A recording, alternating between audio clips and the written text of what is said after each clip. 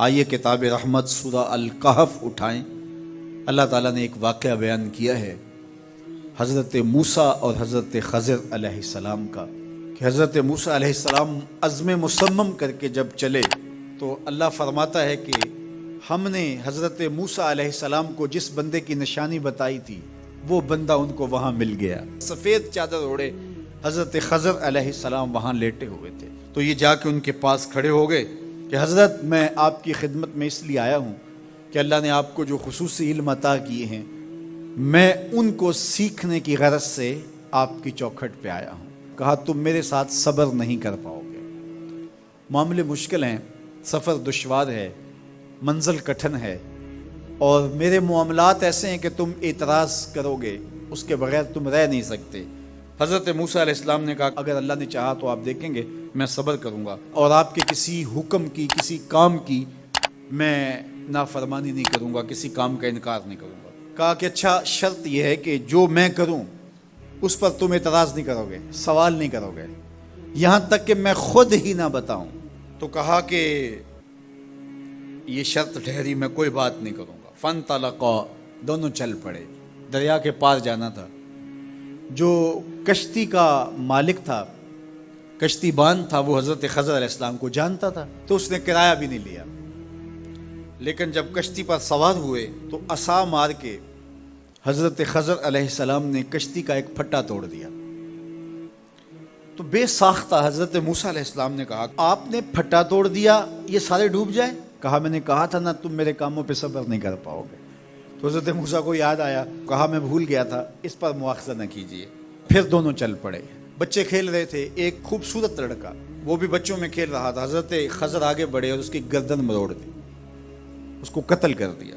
صاحب شریعت تھے حضرت موسیٰ علیہ السلام، نہ رہ سکے، پھر بول پڑے ایک جان کو بغیر کسی جان کے بدلے میں قتل کر دیا، اس نے گوایا کیا تھا ہمارا؟ آپ نے بہت ہی جو ہے وہ غلط کام کیا، یہ کام اچھا نہیں کیا آپ نے۔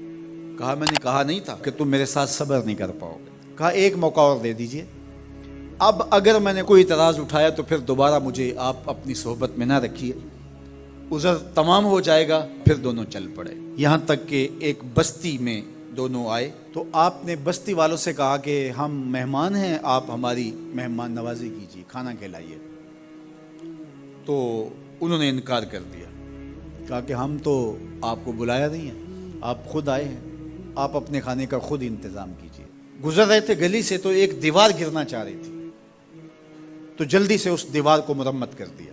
کہا حضرت ہم اگر چاہتے تو اس پہ اجر لے سکتے تھے، انہوں نے ہمیں کھانا تک نہیں دیا اور ہم ان کی دیواریں سیدھی کر رہے ہیں۔ کہا اب تمہاری میری جدائی ہو گئی، تم نے یہ بھی اعتراض کر دیا۔ تو انہیں یاد آیا کہ وہ یہ بھی اعتراض ہو گیا، اب میں تمہیں بتاتا ہوں کہ یہ 3 کام میں نے کیوں کیے۔ اللہ اکبر۔ اب سنیے، قرآن ہمیں بتاتا ہے کہ ظاہری علم بھی ہوتا ہے لیکن کوئی باطنی علم بھی ہوتا ہے۔ کہا وہ پہلی بات کشتی والی سنو، یہ 2 مسکین بچوں کی کشتی تھی، ان کے گھر کا چولہا اس کی کمائی سے جلتا تھا۔ دریا کنارے کنارے ایک ظالم بادشاہ رہا تھا جو لوگوں کی کشتیاں چھین رہا تھا، ہم نے تھوڑا سا عیب لگا دیا، وہ ٹوٹی کشتی چھوڑ کے چلا گیا۔ اب وہ تھوڑے سے پیسے لگا کے کشتی مرمت کرا لیں گے، گھر کا چولہا جلتا رہے گا، بتاؤ اچھا کیا یا برا کیا؟ کہا رہی بات اس بچے کی جس کو ہم نے قتل کیا، اس کے ماں باپ مومن تھے، نیک تھے، صالح تھے، بچے نے بڑا ہو کے بہت برا ہونا تھا، ہم نے اس کو قتل کر دیا، اللہ اس کے بدلے ان کو بہتر اولاد دے گا۔ علماء تفسیر نے لکھا ہے اس بچے کے بدلے میں اللہ نے ان والدین کو ایک بیٹی عطا کی جس کی نسل سے 70 نبی پیدا ہوئے۔ دیوار کی کہانی بھی سن لیجئے، یہ شہر کے 2 یتیم بچوں کی دیوار تھی اور اس کے نیچے ان کا خزانہ تھا اور ان کا باپ بڑا نیک تھا۔ خزانہ دیوار کے نیچے ہے، دیوار گرنا چاہ رہی ہے، کسی معمولی دھکے سے گر جاتی۔ 2 ہی صورتیں تھیں، یا وہ بچے خود اپنا خزانہ اٹھا لیتے یا لوگ اٹھا کے لے جاتے۔ لوگ اٹھا کے لے جاتے پھر بھی ہاتھ میں کچھ نہ آیا، اور اگر وہ خود اٹھا لیتے تو بچے ہیں، بچپنے کی وجہ سے وہ اس کو اڑا دیتے۔ تو ہم نے اس کے اوپر دیوار کھڑی کر دی، جب تک وہ اس قابل نہیں ہو جاتے کہ یہ خزانہ نکال کے اس کو صحیح مصرف پہ لگا سکیں، اتنی دیر تک دیوار گرے گی نہیں۔ اللہ اکبر۔ وہ کسی وجہ سے دیوار قائم رہے گی، اور جب وہ اس عمر کو پہنچ جائیں گے جس عمر میں وہ اس خزانے کو سنبھال سکیں گے تو پھر دیوار خود بخود گر جائے گی اور یہ خزانہ نکال کر کے اپنے کام پہ لے آئیں گے۔ میں جب پہلی مرتبہ اس کو جو ہے وہ غور کے ساتھ تلاوت کیا تو مجھے یہ لگا کہ اس کا انطباق پاکستان کے حالات پہ بھی ہو سکتا ہے، اس لیے کہ یہ بھی یتیموں کا سرمایہ ہے۔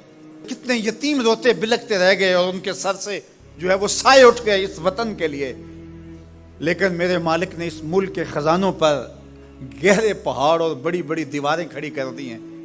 جب تک یہ قوم بلوغت تک نہیں پہنچے گی اتنی دیر تک وہ خزانے ظاہر نہیں ہوں گے، اور جب یہ قوم اپنی بلوغت تک پہنچے گی، شعوری بلوغت، فکری بلوغت، علمی بلوغت، اور رب سے جو وعدہ کیا تھا پاکستان کا مطلب کیا، لا الہ الا اللہ، جب اس بلوغت تک یہ پہنچ جائے گی، اس وعدے کی تکمیل ہوگی، پھر رب دیوار ہٹا دے گا اور پاکستان کو اللہ اتنے خزانے دے گا اور پاکستان ایسا مالا مال ہوگا دنیا دیکھنے آئے گی انشاءاللہ۔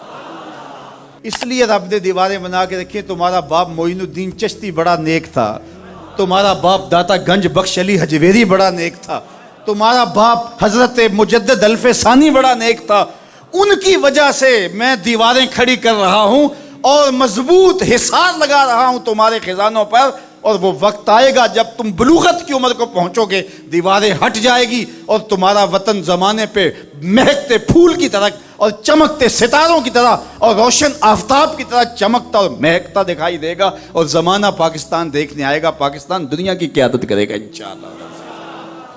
تو کہا یہ تعویل ہے ان باتوں کی جو باتیں میرے رب نے مجھے بتائی، اور یہ میں نے اپنی مرضی سے نہیں کہیں، اور جو میں نے کیا اپنی مرضی سے نہیں کیا۔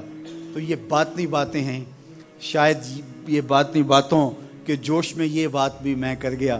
وہ کیا کسی نے کہا تھا کہ بھری محفل میں ایک راز کی بات کہہ دی، بڑا بے ادب ہوں سزا چاہتا ہوں۔